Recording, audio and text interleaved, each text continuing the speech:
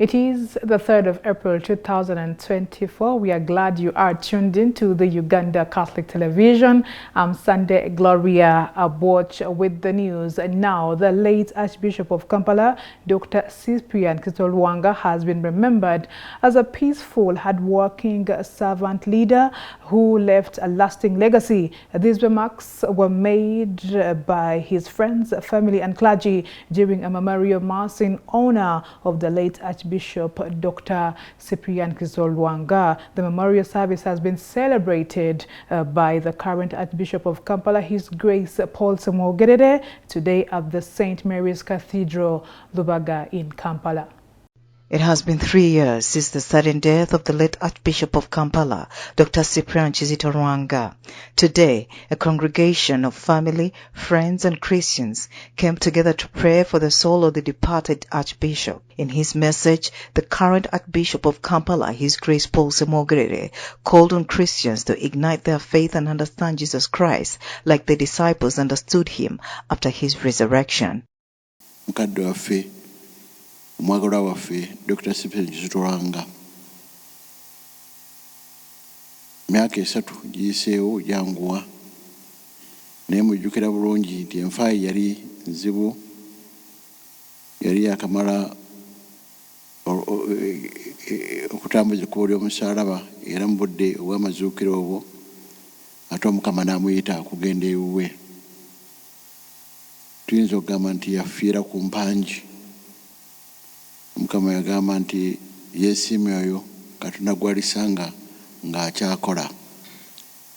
Kituwe essuubi nti yamusanga ali ku mulimu gwe, alina ddala omulimu gwe gwe yalonda okukola.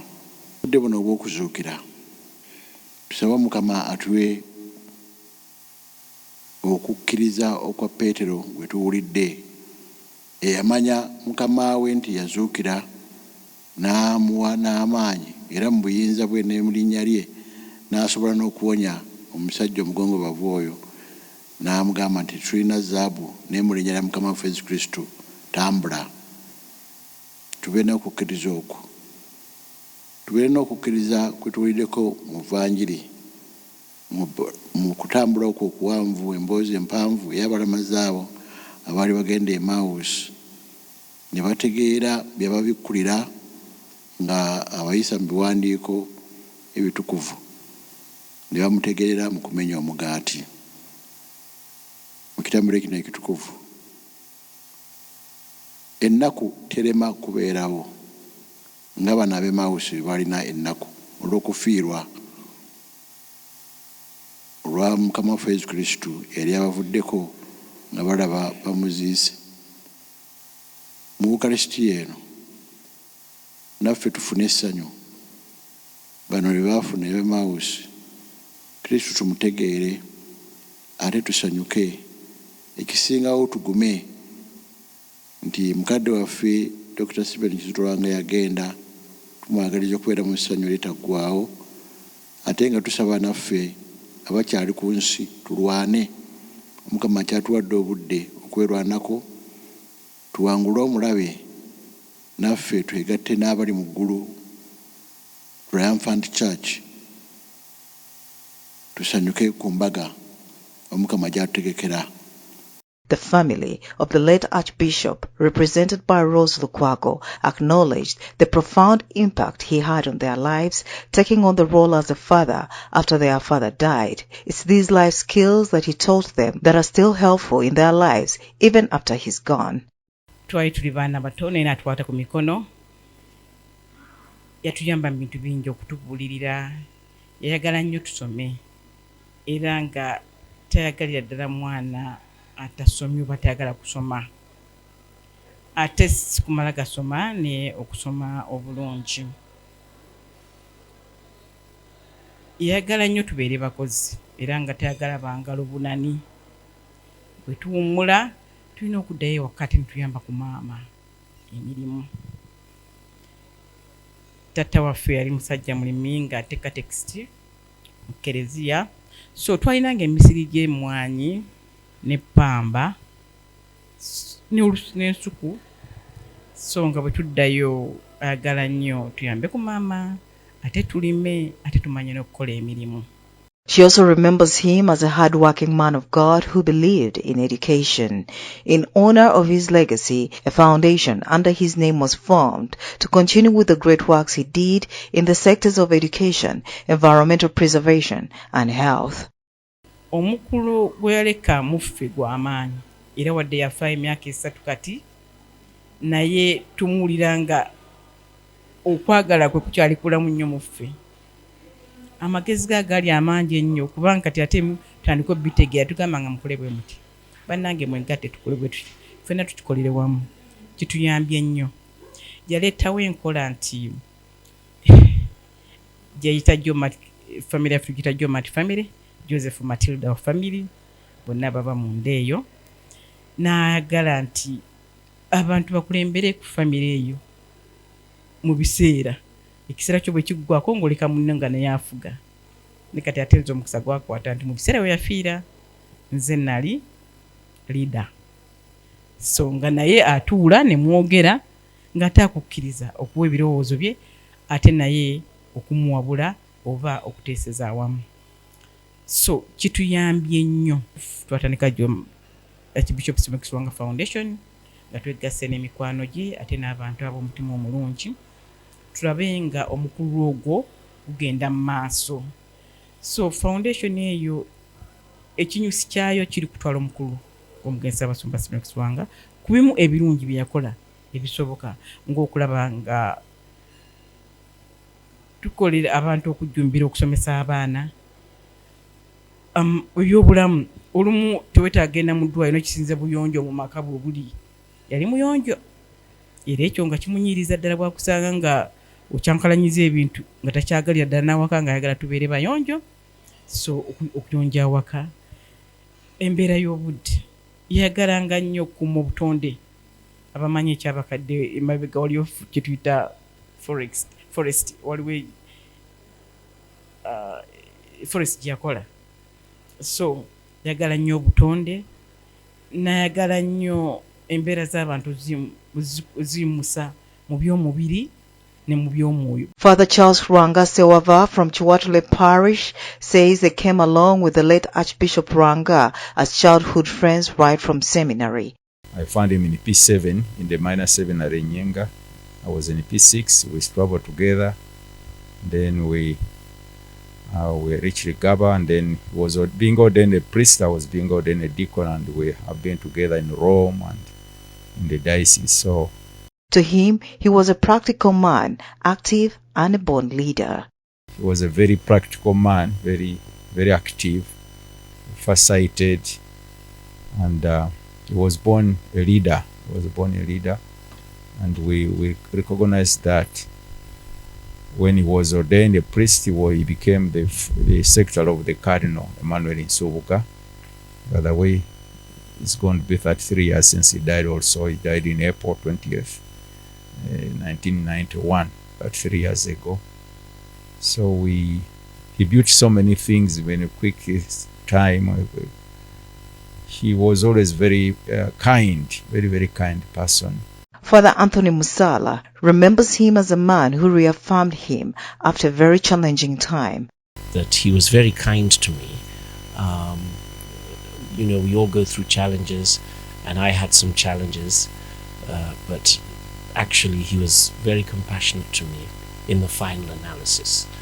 And I will forever be grateful to him for what he did for me in my life, in my priesthood, in affirming me, even when I was in difficulties, even when I was being challenged.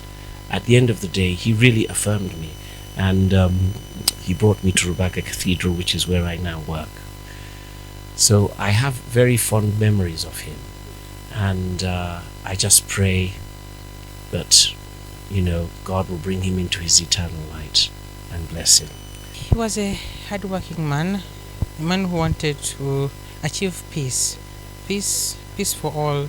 He believed that peace was what everyone wanted, no matter the religion you belong to, no matter your tribe, or whichever walk of life you chose to be. peace was the message that he always preached, and he wanted peace for people. And this peace did not want peace which is just ideological, but peace which is actually lived. That's why he did his best to help people have a life that is worth living as human beings, that everyone should have the minimal standards of life, a nice simple house to stay in, medical care, education for the children, that the parents can work and earn a living for themselves. That's why he began things like Bekembe, so that people could actually be able to work and earn a living for themselves. And that's why he did a lot also to put up schools, so in the diocese where I began from, in Kasanarugoro diocese, and then also to see that the people actually live their faith, they actualize their faith. We always wanted that the spirit, the faith, goes with our day-to-day living. That's why it's pray and work, pray and work. The late Archbishop Dr. Cipriano Kizito Rwanga was born on 19th January 1953 and was a Ugandan Roman Catholic prelate who served as Archbishop of Kampala from 2006 to his death on 3rd April 2021. Nora Osende, UCTV News. The Alliance for National Transformation (ANT) party has urged the government to desist from implementing the fresh proposed new set of taxes under the Income Tax Amendment Bill 2024, which was recently tabled in Parliament. While launching the forthcoming ANT activities for the 2024, the ANT National Coordinator Alice Alasso maintained that such decisions will cause serious implications, including the rise in the cost of living in Uganda. The new proposed taxes, which were introduced to Parliament by the State Minister for Finance in charge of general duties, Henry Musasi, are classified under 5 sets, which include the Income Tax Amendment Bill 2024, Value Added Tax Amendment Bill 2024, Tax Procedures Code Amendment Bill 2024, the Excise Duty Amendment Bill 2024, and the Stamp Duty Amendment Bill 2024. In regards to the excise duty tax proposal, the government moves to impose a shillings 1,230 tax on every gas oil litre, a 1,550 Uganda shillings tax on every paraffin litre, among others. This has sparked a heated argument amongst the citizens, upon which Alisa Alasso accused the government of running out of innovative ideas and now resorting to exploitative taxation policies, which stifle the livelihoods of Ugandans. This is very uncomfortable because any tax in the fuel sector, any tax on 2T, any tax on a liter of fuel and paraffin gets directly transferred to the poorest of the poor in this country. Yeah, it is not like a Shell is going to pay. No. If it was some corporate tax that goes directly to the returns, the earnings of Shell or Total or whoever at that level, yes, then we would be able to say, okay, that is what, let it be. But this one you put directly on a liter goes directly to that border who is passing by and the person he is carrying. And that has serious implications on, one, the issue of who is employed in that sector. As we know, a majority of our young people, as Honorable Karuhanga already said, a majority of our young people are unemployed. And those that are employed in any way are employed in the border industry and in the chapati industry. That is the employment sector. She also criticized the government's painless effort to fight corruption. How on earth do you have a country which loses over 40% of its GDP to corruption? How? And you still think you are in charge?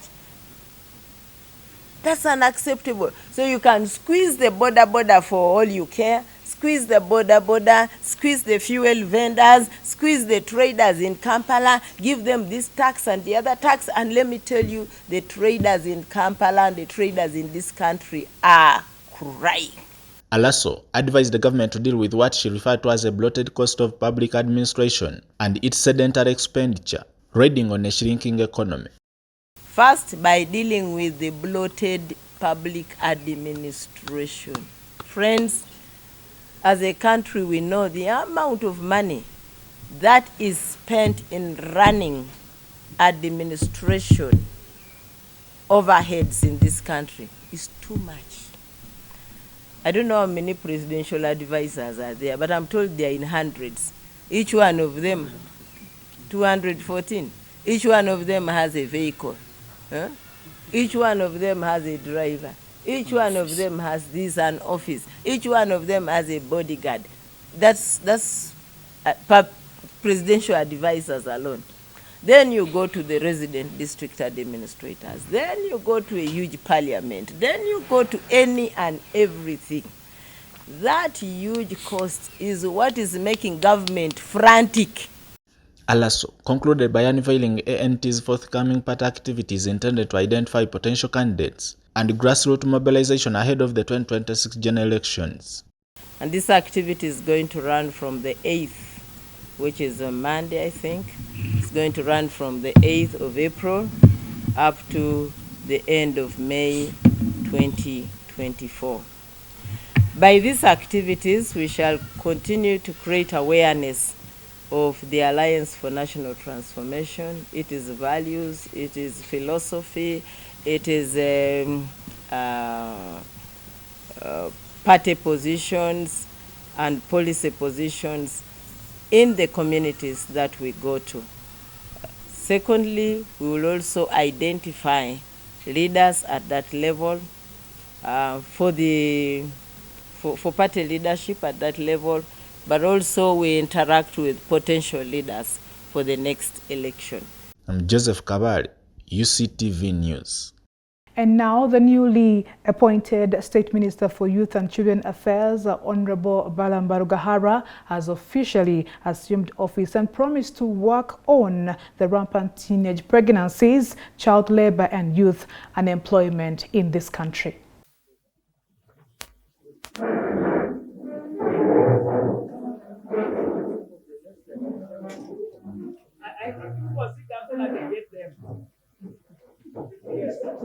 Federal Ministry, which has 75% of the population of Uganda. Just you could be aware, out of that 70%, only 13 or 17% are skilled. The rest, 83% are not skilled. And then this very ministry, among those youth, almost 52%, 51% of those young girls have been married or they have divorced, either early marriage or late marriage, but they are struggling with life. Then, still among those same youth, they are unemployed. So my discussion yesterday with the president at Chisos, he gave me 4 guidelines and assignments. He said, you go and carry out what we call transformation. The transformation you are going to do is simple. You may not have the money, but let people have the knowledge of what is required to be done. He gave an example of a village in Chisos, 9 villages in Chisos, where he made them living in a bush style. As of now, when I looked at an average income of the 9 villages, is about 15 billion. What did he do? He gave them a heifer. Others received chicken, others received matoke, and they are doing it on 3, 4, 5 acre model. So his acre model, 4 acre model came from that very village. So you look at a young lady, a villager there, she has 1 acre of coffee. She earns close to 7 million. Said, does that require a lot of money from the bar?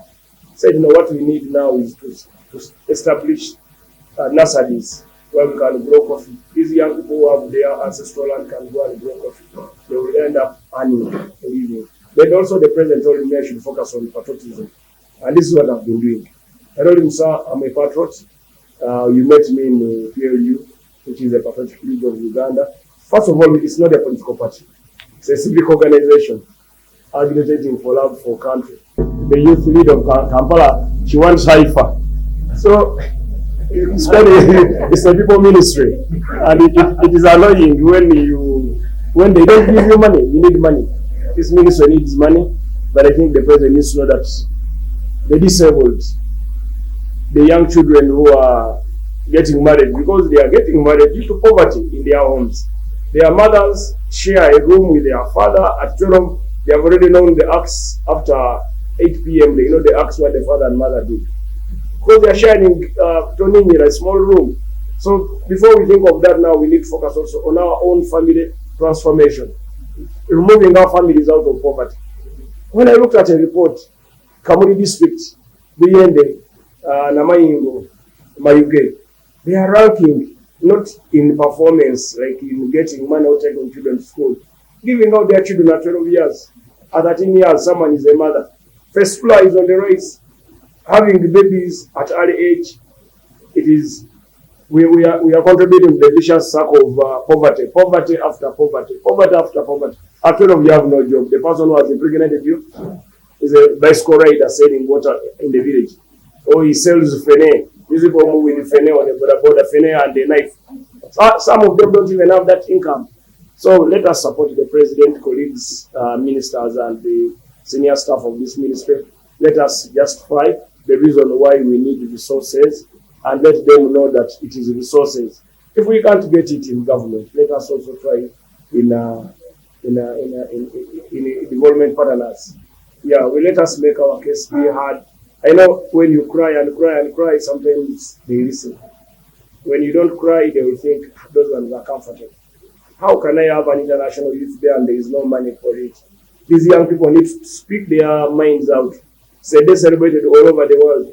So the PS and the commissioners present, it is our duty now, we embark on that. Children's Day, Elderly Day, the Disabled Day. Let us work on those days. Let them be factored in the budget. I don't know, yesterday the Prime Minister and the Speaker told me that the budget process has almost concluded. So pending is committee sitting. So they told me it's unfortunate that my appointment has come at a later date, but I said we shall make noise. The former principal private secretary to the president, Dr. Kenneth Omona, has taken office at the office of the Prime Minister. Meanwhile, the outgoing Minister of State in charge of Northern Uganda, Grace Freedom Kuyachwiny, handed over office to Dr. Omona in the presence of several ministers and technical staff from the OPM. The function took place at the OPM offices during the senior top management meeting chaired by the Prime Minister of Uganda, Honorable Robina Nabanja. The details follow. Working together with the Ministry of Works and Transport to ensure commissioning and functionality of the Gulu Logistics Hub and commissioning of Atiak Laropi Road and the completion of some district community roads in Moyo and Karenga districts. Number 2, we have the executive order. We shall give you the report. There are issues here therein. One, of course, is the pending eviction of the Balalo, which was also halted by the cabinet due to the foot and mouth disease. But the funding should be processed so that when June comes, you are able to take up that exercise. Number 3 is the funding and implementation of Northern Uganda Development Plan. I'm lucky that I am not coming to, it's not a green ministry. I'm just coming to build on, to start from where others have done, or from where others have done and ended before, just with the hope that we can build or add more onto what has already been achieved. I also want to beg for your support, like you supported my sister, who because of her nature work, when we were in Parliament, we are nicknamed her UN because of her nature work, and that's how we refer to her for many of these years.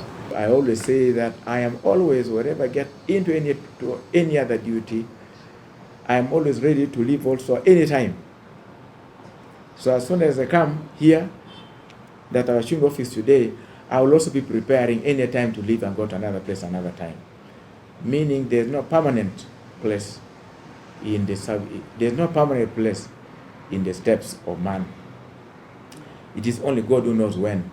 The time may be short, the time may be long, but like day and night come, we will always come and go. What is most important is that we make our contribution wherever God gives us the opportunity. Now let's take a look at our segment, Today in History.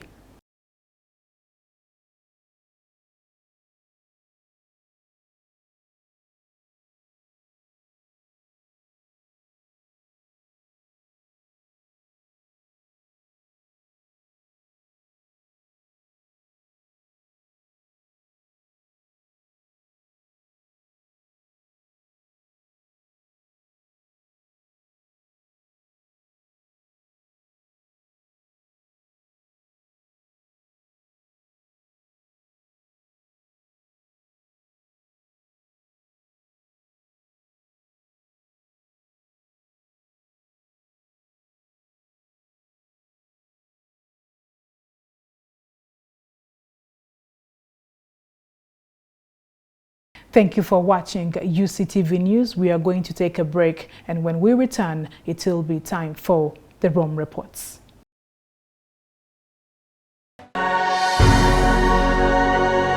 UCTV, good news for all.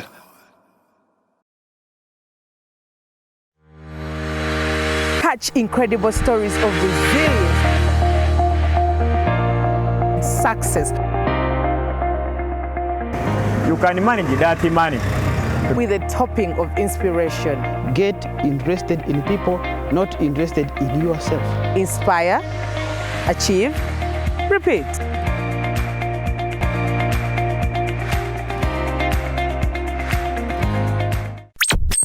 You are watching UCTV, good news for all. For this and more, tune into Kasese Get Radio 100.5 in Western Region, located at the hill of the Diocese of Kasese. KGR brings you all Catholic programs and an advertising platform in all our radio shows like Good Morning Renzori, Chama Towoka, Ukute, the business show, Propeller, the request show and sports, Evaluation, Bahinga Bakuluka, Late Night Show, and many others. Our other services include Isuzu Tipa, a no car, public address system, live band, Omokekera, an audio recording studio, and outside live broadcast. For more information, call 0773-597-166 or visit our website www.kasesegatradio.com.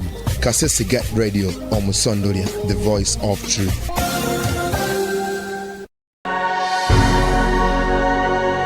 UCTV, good news for all.